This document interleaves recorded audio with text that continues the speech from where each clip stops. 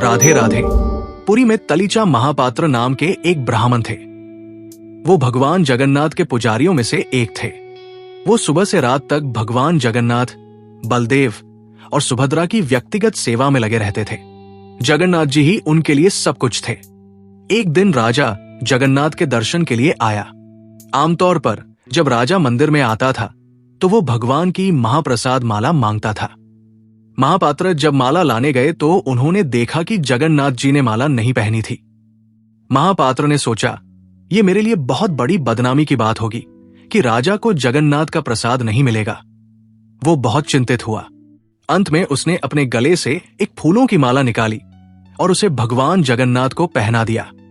राजा वेदी पर पहुंचे और जगन्नाथ जी के दर्शन किए।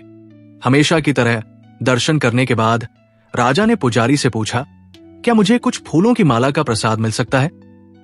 पुजारी ने हाथ धोए और भगवान से प्रसाद का फूल लेकर राजा को दे दिया। राजा ने विनम्रता और भक्ति के साथ प्रसाद ग्रहण किया और फिर अपने महल के लिए रवाना हो गए। फूलों की माला बहुत सुंदर थी।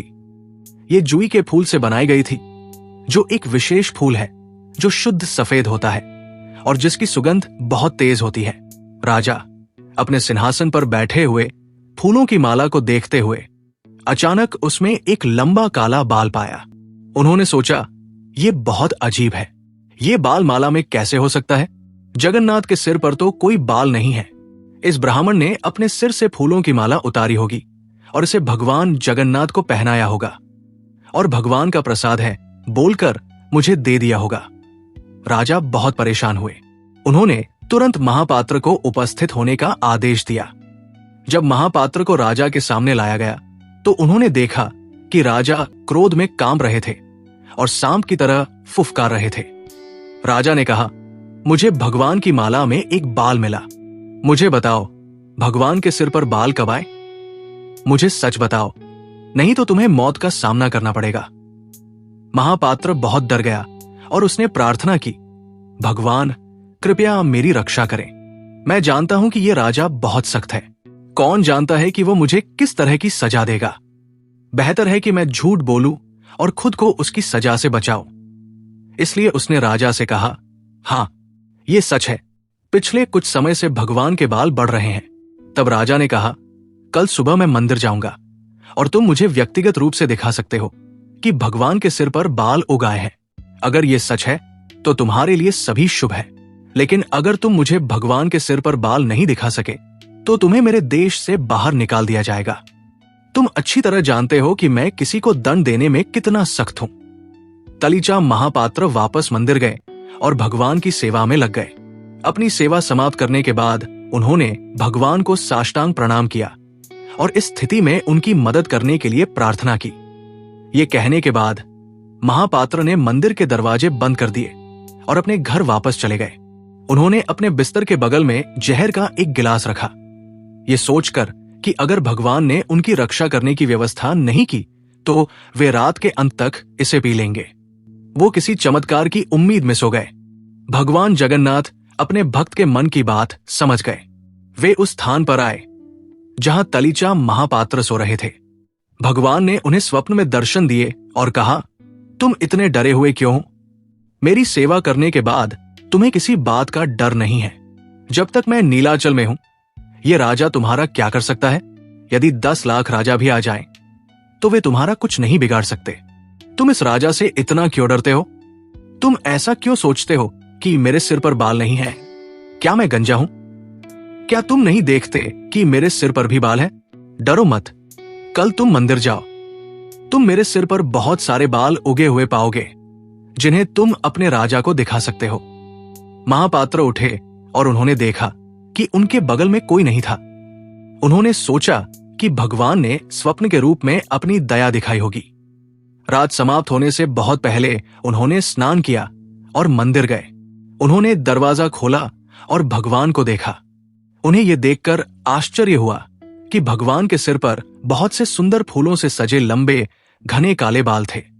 बाल बहुत लंबे थे जो उनकी कमर तक पहुंच रहे थे और रत्न सिंहासन को छू रहे थे। ये देखकर महापात्र बहुत प्रसन्न हुए। फिर वे भगवान की सेवा में लग गए। अब वे राजा के भय और दंड से मुक्त थे। राजा सुबह सुबह मंदिर में आए और महापात्र से कहा, मुझे भगवान के सिर के बाल दिखाओ। क्या वास्तव में भगवान के सिर पर बाल है या ये केवल कोई छल या सजावट है? महापात्र, जो सत्य का सेवक था, निर्भीक होकर बोला, महाराज, इसमें मुझसे आपको क्या दिखाना है? आप स्वयं भगवान के समीप जाकर देख लीजिए। आपकी आंखें ही साक्षी बनेंगी कि भगवान के सिर पर बाल है या नहीं। राजा उत्सुकता एवं जिज्ञासा से भरकर भगवान के विग्रह के पीछे गए। वहां जाकर उन्होंने देखा कि भगवान जगन्नाथ के सिर पर घने, काले, लंबे, घुंघराले बाल हैं, जो उनकी पीठ के नीचे तक फैले हुए थे। ये दृश्य देखकर राजा अचंभित रह गए। उन्होंने पुजारी से प्रश्न किया, बताओ, ये बाल तुमने भगवान के सिर पर कैसे लगाए हैं? क्या तुमने किसी प्रकार की गोंद या अन्य साधन से ये बाल चिपकाए हैं, या सचमुच ये बाल स्वयं भगवान के शरीर से उत्पन्न हुए हैं? महापात्र ने बड़े शांत स्वर में उत्तर दिया, महाराज, यदि आपको संदेह है तो आप स्वयं जांच लीजिए कि ये बाल असली है या कृत्रिम। मैं आपको रोकता नहीं। भगवान का शरीर स्वयं इसका प्रमाण है। राजा का संदेह अब भी शेष था। उन्होंने हाथ बढ़ाकर भगवान जगन्नाथ के सिर से कुछ बाल खींच लिए। जैसे ही उन्होंने बाल उखाड़े, वैसे ही भगवान के सिर से रक्त की धार बह निकली। इस अलौकिक घटना को देखकर राजा की आंखें फटी की फटी रह गई। वो क्षण भर में भय और पश्चाताप से व्याकुल होकर मूर्छित हो गए और भूमि पर गिर पड़े। कुछ समय पश्चात जब राजा को होश आया तो वो तुरंत महापात्र के पास गए। वे उनके चरणों में गिर पड़े और कांपते स्वर में बोले, मुझे क्षमा करें, मैंने भगवान के स्वरूप पर संदेह किया। मेरे इस अपराध को क्षमा कर दीजिए। मैं इस पाप का प्रायश्चित करूंगा। महापात्र ने करुणापूर्वक राजा को उठाया और समझाया कि भगवान जगन्नाथ स्वयं सजीव है। उनके शरीर का प्रत्येक अंग चैतन्य है। इस घटना के पश्चात राजा का मन पूरी तरह निर्मल हो गया और उनमें भगवान के प्रति अद्वितीय श्रद्धा जागृत हुई। उसने विधि पूर्वक भगवान की पूजा अर्चना की, भोग अर्पित किया, आरती उतारी और प्रभु के चरणों में साष्टांग दंडवत प्रणाम किया। पूजा संपन्न होने के पश्चात राजा ने अपने हर्ष और कृतज्ञता को प्रकट करते हुए पुजारी तलिच महापात्र को बहुत सी संपत्तियां, सोना, चांदी, बहुमूल्य वस्त्र, मणिमाणिक्य, आभूषण एवं कृषि योग्य भूमि आदि दान में दी, ताकि वो निसंकोच होकर भगवान जगन्नाथ की सेवा करते रहें। ये सब करके राजा अत्यंत प्रसन्न हुआ और संतुष्ट मन से खुशी खुशी अपने महल की ओर प्रस्थान कर गया। भगवान जगन्नाथ की इस अद्भुत और चमत्कारी लीला को देखकर वहां उपस्थित समस्त लोग अत्यंत आश्चर्यचकित हो गए। वे एक दूसरे से कहने लगे, वाह, कैसी अनुपम लीला है प्रभु की। आज तो उन्होंने स्वयं अपने जीवित स्वरूप का प्रमाण दे दिया है। ये स्थान धन्य है, ये समय धन्य है और हम सभी भी धन्य हैं जिन्होंने प्रभु का ये अद्भुत चमत्कार अपनी आंखों से देखा।